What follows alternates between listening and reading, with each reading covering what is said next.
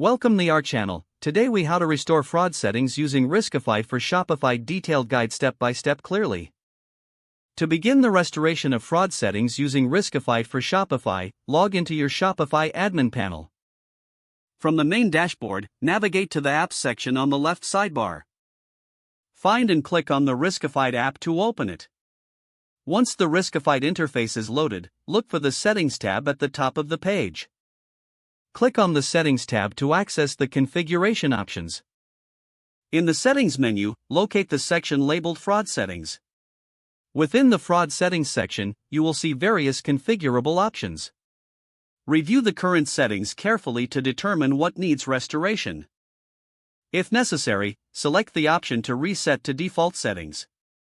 Confirm your selection to ensure all fraud settings revert to their original state. After resetting, it may take a few moments for the changes to take effect. Once the default settings are applied, review them once more to ensure they align with your business needs. Next, configure the risk thresholds according to your preferences. You may adjust settings such as automatic order approval or decline rates. Consider customizing additional options such as notifications for high-risk orders. Once all selections are made, scroll down to the bottom of the page. Click the Save button to ensure all changes are applied. After saving, you will return to the main Riskified dashboard. To verify that your settings are active, monitor any incoming orders. Make sure to assess the performance of the fraud settings over the next few weeks.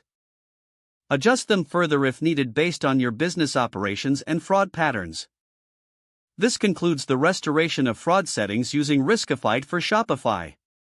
If the page does not load, refresh the browser or try again in a private or incognito window.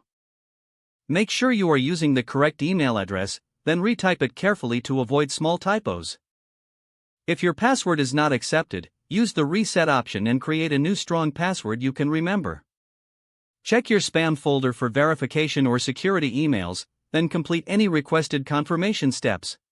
Enable two-factor authentication if available to improve account security and reduce unauthorized access risk. After signing in, review your profile details so your contact information and settings are accurate and current. If you see an error message, note it down and try again after restarting your device and internet connection. Don't forget to like this video and subscribe to our channel for more step-by-step tech guides.